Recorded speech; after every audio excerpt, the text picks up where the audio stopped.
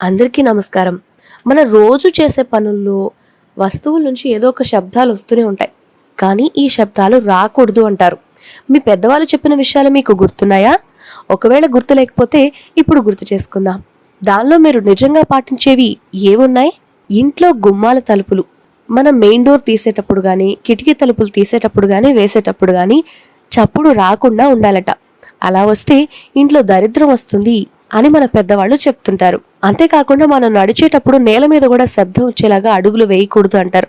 ముఖ్యంగా ఆడవాళ్ళు ఇంట్లో నడుస్తున్న సమయంలో చిన్న పిల్లల దగ్గర నుంచి కూడా శబ్దం రాకుండా నడువు అని మన ఇంట్లో పెద్దవాళ్ళు మనకి గుర్తు చేస్తూ ఉంటారు. ఇక కాళ్లకు చెప్పులు వేసుకుని నడిచేటప్పుడు కూడా శబ్దం రాకుండా నడవాలట. అలా నడిస్తే అరిష్టం వస్తుంది అని చెప్తుంటారు.